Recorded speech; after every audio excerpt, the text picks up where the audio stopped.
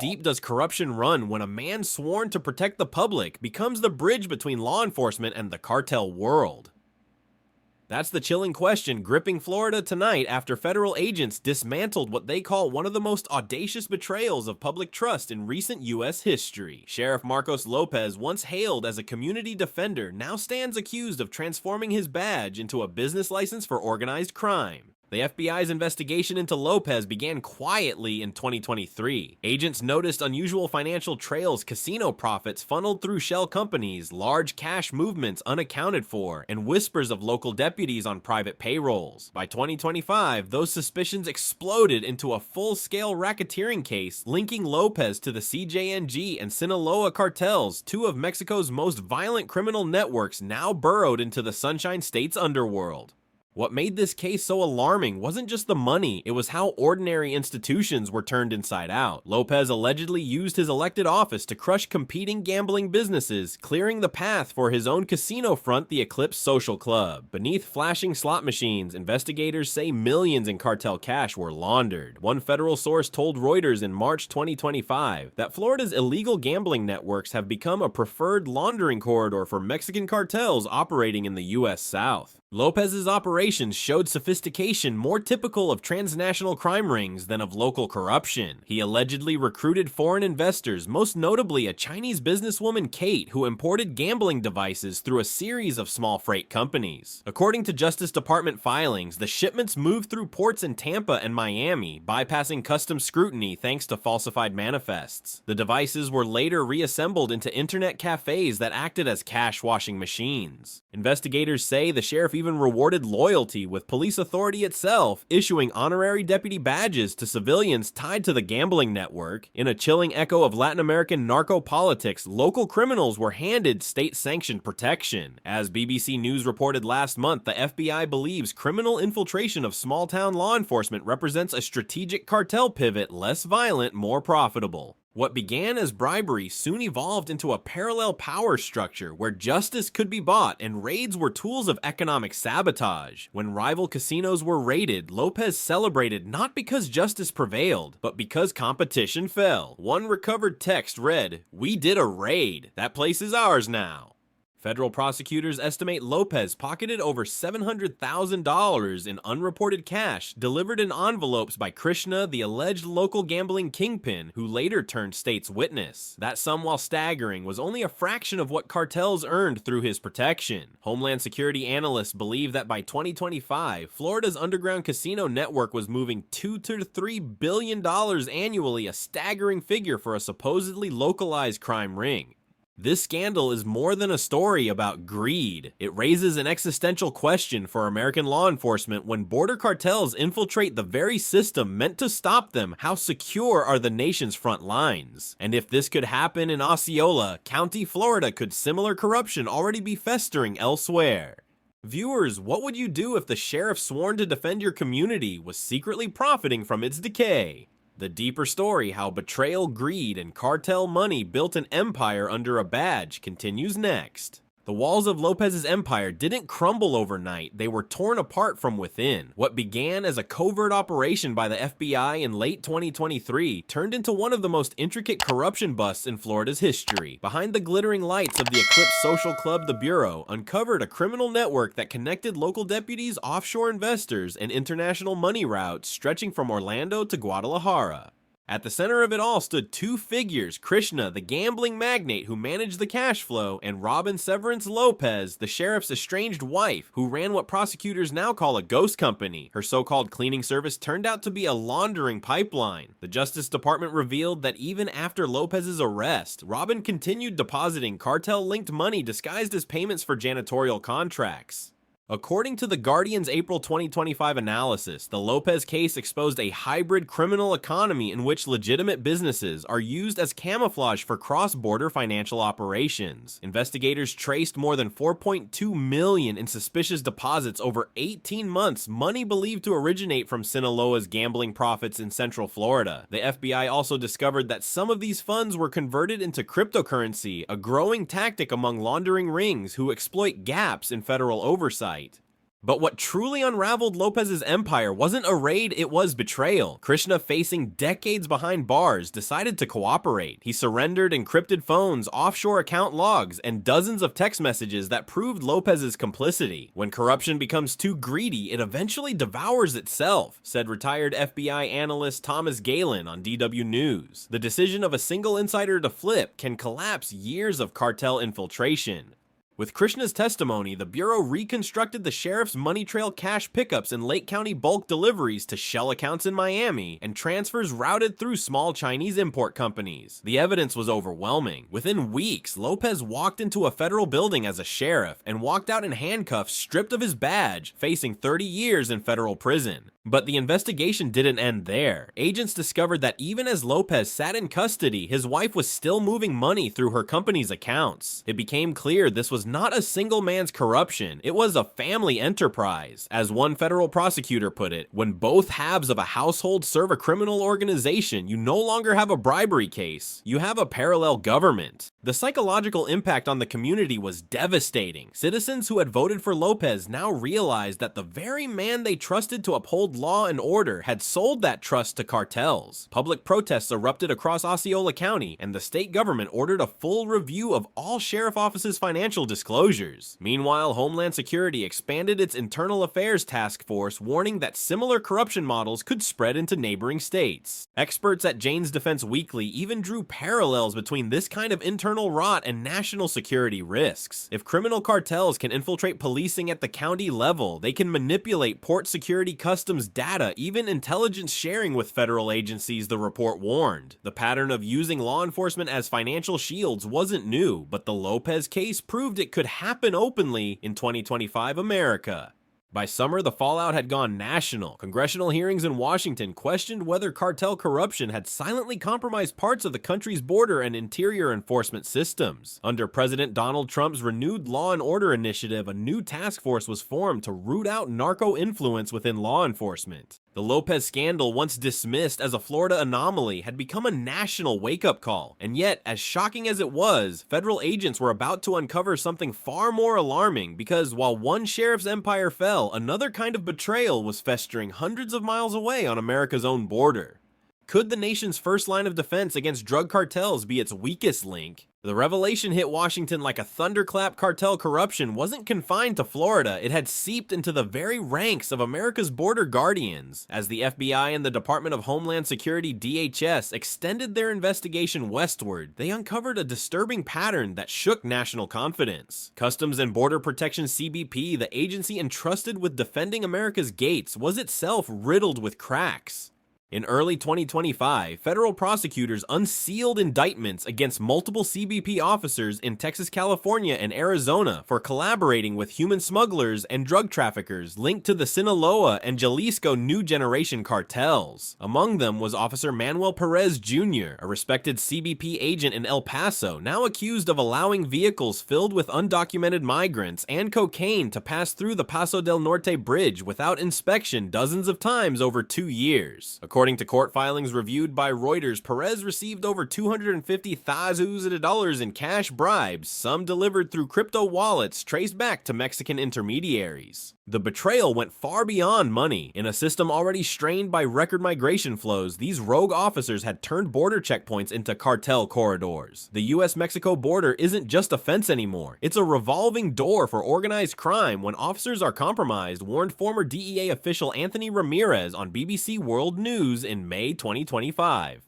Perez's case was only the beginning. In California, CBP officers Jesse Clark Garcia and Diego Bonillo were caught using encrypted emoji messages to coordinate with traffickers. Their coded text indicated which lanes were clean for cartel vehicles, cars packed with fentanyl, methamphetamine, and heroin. Federal prosecutors estimated they enabled the smuggling of over 100 pounds of narcotics, including the deadly synthetic fentanyl responsible for tens of thousands of US overdoses each year. Investigators discovered that Garcia and Bonillo had been living far beyond their government salaries. Bank statements revealed designer shopping sprees, luxury vacations in Cabo San Lucas, and high-stakes horse racing bets, all financed by cartel payoffs. It's not corruption by poverty, one DHS investigator told Al Jazeera America. It's corruption by greed. These men traded border integrity for lifestyle. The deeper the inquiry went, the clearer the structural weakness became. After 2024's massive border hiring push, part of President Trump's renewed anti-immigration drive standards had quietly slipped. Background checks were rushed. Polygraphs skipped to fill quotas. That opened doors for infiltration. According to a March 2025 DW report, at least 1 in every 80 CBP agents faced disciplinary action or investigation related to misconduct, a statistic experts called unsustainable for a national security agency.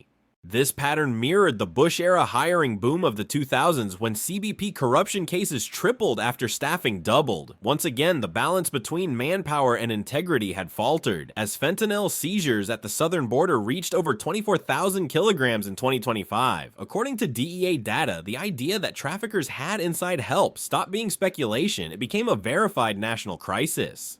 The consequences of this infiltration extend beyond the border. Every unchecked vehicle means more narcotics in American communities, more overdose deaths, more chaos for law enforcement nationwide. Cities like Houston, Phoenix, and Atlanta, already grappling with record drug trafficking cases, reported a surge in shipments matching the timeline of CBP's compromised checkpoints. President Trump's administration responded by forming a special border integrity task force combining FBI, DEA, and DHS intelligence units to identify agents vulnerable to recruitment or blackmail. Yet, as critics in The Guardian noted, you can replace corrupt officers, but you can't rebuild public trust overnight. The question remains, when the people guarding America's borders sell their loyalty, what stands between the nation and the cartels? And if bribery has become cheaper than bullets, is the next front of this war already inside US institutions themselves? By the time federal investigators reached San Diego, the busiest border crossing in the United States, the corruption had metastasized into a full-blown security breach. The San Ysidro port of entry processing nearly 90,000 travelers daily was supposed to symbolize control and vigilance. Instead, it had become a gateway for cartel operations where the right bribe could buy invisibility. In early 2025, the FBI and Homeland Security uncovered a bribery network involving at least 5 CBP officers, including Farlas Almonte and Ricardo Rodriguez, who allegedly accepted thousands in cash to let smugglers pass uninspected. Surveillance footage showed vehicles overloaded with undocumented migrants, sailing through lanes cleared by the very agents sworn to stop them. When arrested, Almonte was found with $70,000 in cash, some of it marked by FBI trace dye. Rodriguez, who had risen from immigrant roots to federal officer, had thrown it all away for cartel cash. A senior Justice Department official told Reuters that this pattern constitutes an internal collapse of deterrence. Once bribery was normalized, it spread like wildfire. Agents learned which supervisors looked the other way, which lanes were safe, and how to disguise payments through girlfriends or shell accounts. The corruption didn't just break the law, it broke the chain of command. The rot reached its darkest point in the case of Leonard Darnell George, a veteran border inspector who refused to take a plea deal. In February 2025, he was convicted of taking more than $400,000 in bribes for waving through cars stuffed with fentanyl, cocaine, and migrants. His sentence, 23 years in federal prison, became the harshest ever imposed on a CBP officer for corruption. Prosecutors argued that George's betrayal had poured fuel on America's overdose epidemic. According to BBC News, nearly 112,000 Americans died of overdoses in 2024, a figure that shocked the public and intensified scrutiny on CBP's role in the crisis. For the first time, Washington acknowledged that cartel infiltration wasn't an isolated problem, it was a systemic threat. This is no longer about individual greed. Homeland Security Secretary Laura Kennington said during a March 2025 press conference, "It's about the weaponization of corruption against our country." The cartels had discovered that loyalty could be cheaper than logistics. Instead of evading detection, they simply purchased the right officers. A kilogram of fentanyl could fetch up to $75,000 on US streets, far more than a CBP officer's monthly salary. For the Sinaloa and CING cartels, bribery became a cost-effective strategy of warfare. As media coverage intensified, President Donald Trump ordered an immediate review of CBP operations nationwide. The administration announced Operation Firewall, a federal initiative to audit every major port of entry, freeze suspicious officer accounts, and rotate staff to break cartel-influenced networks. It also expanded the Border Integrity Task Force, introducing random polygraph testing and AI-based surveillance audits for inspection lanes. But despite these reforms, experts remain divided. According to DW security correspondent Matthias Kuhlmann, you can modernize technology, but not morality. The issue isn't hardware, it's human weakness. Still, there was a chilling realization every time Washington tightened security, the cartels adapted faster. They no longer needed tunnels, drones, or shootouts. They needed employees. And with so many officers recruited during mass hiring waves, background cracks were easy to exploit. By mid-2025, Operation Firewall had already led to 47 new arrests of border officials nationwide, yet fentanyl seizures kept rising. That paradox sparked a question no one in the administration could easily answer: was the US truly fighting the cartels or simply mopping up after them? The San Isidro scandal revealed the terrifying evolution of organized crime in the age of infiltration. The enemy no longer wears masks, it wears uniforms. And as Washington struggled to contain the fallout, one final investigation was about to expose just how far the rot had spread deep inside Border Patrol itself. What happens when corruption doesn't just slip through the border but starts patrolling it? June 2025. The headlines once again stunned the nation Border Patrol agent arrested for trafficking meth while on duty. The suspect, Alexander Bennett Grindley, wasn't a low-level guard or a rookie recruit. He was a seasoned Border Patrol agent trusted with securing one of America's busiest smuggling corridors in southern Arizona. Federal prosecutors said Grindley's case, uncovered under Operation Valley Takedown, symbolized the deepest level of rot yet exposed within U.S. border enforcement. According to documents released by the Department of Justice and reported by The Guardian, Grindley used his government vehicle and uniform to move kilograms of methamphetamine on behalf of the Sinaloa cartel. GPS data from his patrol truck matched cartel drop-off coordinates along Highway 286. For months, he delivered narcotics across state lines, often during his scheduled patrol hours. When corruption wears a federal badge, the system itself becomes. The smuggler warned a senior DEA official during a May 2025 congressional briefing. Operation Valley Takedown, coordinated by the FBI and Homeland Security, dismantled a ring of traffickers operating inside the very institution built to stop them. 12 defendants, including 2 logistics specialists and 1 field communications officer, were indicted for conspiracy, bribery, and drug trafficking. Collectively, they had moved more than 5 tons of narcotics and funneled over $60 million back to cartel accounts in Sonora and Baja California. Homeland Security's internal report described the findings as a catastrophic failure of vetting and supervision. Analysts discovered that Grindley and several of his peers had passed through the 2024 fast-track hiring phase initiated under emergency immigration pressures. That process cut polygraph times and background checks from 8 months to 6 weeks, an open invitation for infiltration. Under mounting public outrage, President Donald Trump convened the National Anti-Corruption Council at the White House, calling it a war for America's soul. The administration re-empowered joint strike teams from the FBI, DHS, OIG, and the Drug Enforcement Administration to perform random integrity tests at all border sectors. Trump's directive authorized lifetime bans for any officer found colluding with criminal organizations and expanded funding for digital forensics to monitor unexplained wealth among federal agents.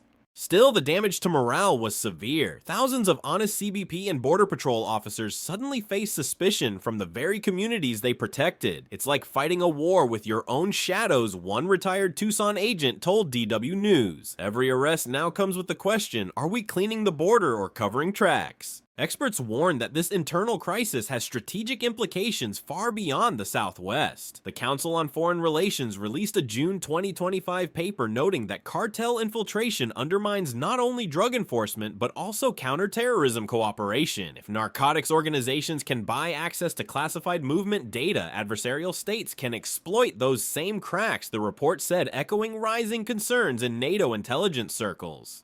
Meanwhile, the human toll continues. Border communities from Yuma to Brownsville report spikes in cartel intimidation, and local police chiefs are pleading for federal protection. The flow of synthetic drugs, despite record seizures, has intensified. Defense News estimates that narcotics entering the U.S. through compromised checkpoints now cost the nation over $300 billion annually in healthcare policing and lost productivity.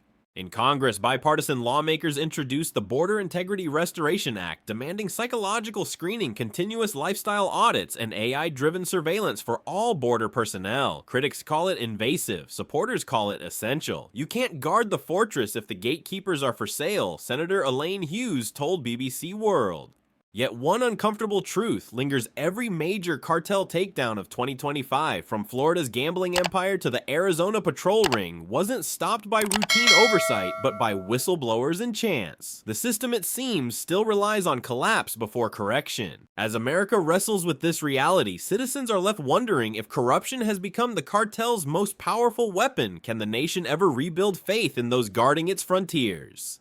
The fallout from these revelations has forced the United States to confront an uncomfortable truth. The nation's war on drugs is no longer fought solely against traffickers in Mexico or smugglers at the Rio Grande. It is now a war within America's own institutions. The crisis is structural, not situational, and it raises a question that no amount of technology or funding can easily answer: who protects the protectors? By late 2025, the FBI's Blue Shield Integrity Review had documented over 120 federal and local officers investigated for cartel-linked misconduct. The majority served in border states, but several cases emerged far inland from Illinois to Georgia, proving that cartel money respects no jurisdiction. Homeland Security analysts quoted by Reuters warned that the infiltration model had become self-sustaining. Once one officer was compromised, others followed either through blackmail or profit. President Donald Trump's administration, facing immense political pressure, declared an internal war on corruption. Under executive order, the White House authorized sweeping background reinvestigations for all CBP and ICE personnel. Thousands of officers faced new financial scrutiny. Some were suspended pending review. The mission of border security means nothing if the shield itself is cracked, Trump told reporters outside the West Wing in September 2025. The reforms were immediate and aggressive. The Federal Integrity Task Force, a joint coalition of DHS, DOJ, and the Office of the Director of National Intelligence, began integrating artificial intelligence to detect irregular bank activity and communications among federal employees. The results were dramatic. Dozens of agents flagged within weeks for unexplained wealth or encrypted correspondence with known cartel contacts. Yet experts caution that technology alone cannot restore trust. "We are not fighting code, we're fighting culture," said security analyst Marcus Ellison in a DW News roundtable. For decades, the system rewarded statistics, arrests, seizures, deportations, not integrity. That metric encouraged shortcuts, and shortcuts invite compromise. Public confidence in border institutions has eroded sharply. A Guardian poll from October 2025 found that 63% of Americans now believe federal border agencies are significantly compromised by corruption. Meanwhile, fentanyl-related deaths continue to rise despite record seizures, exposing the limits of enforcement when internal loyalty collapses. International partners have taken notice. European security think tanks, including the German Institute for International and Security Affairs (SWP), warn that U.S. internal corruption weakens global counter-narcotics cooperation. If American agencies cannot guarantee internal integrity, allied data sharing becomes a liability, one SWP report stated, underscoring NATO's broader concerns over cartel funding routes that overlap with global money laundering networks. At home, social consequences deepen. Communities once divided by partisan debates over immigration now find common ground in frustration, not with migrants, but with the betrayal of trust by those in uniform. Small towns across Arizona and Texas are holding citizen oversight panels demanding transparency and community-based recruitment. Even veteran agents, many of them loyal patriots, are joining reform movements to reclaim the honor of their profession. Still, experts remain divided on how long recovery will take. It took a decade for cartel infiltration to mature, said Professor Linda Chavez of Georgetown's Center for Security Policy. It will take another decade to root it out. Others are less optimistic, warning that organized crime has evolved faster than any bureaucratic response.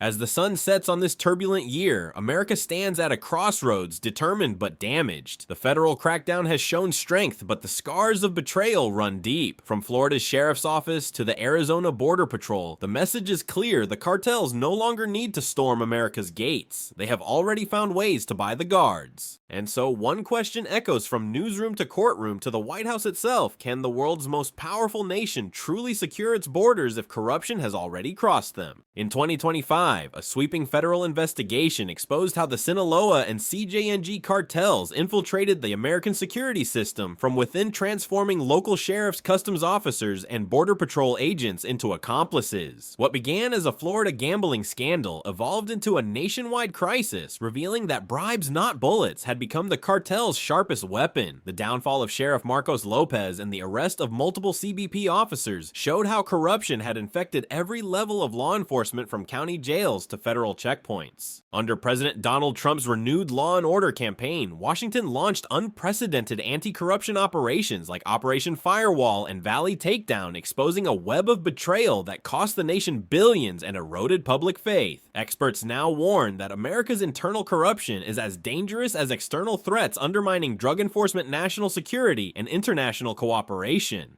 The crisis leaves the nation with a haunting question: if trust in law enforcement collapses, can any wall or drone truly protect America?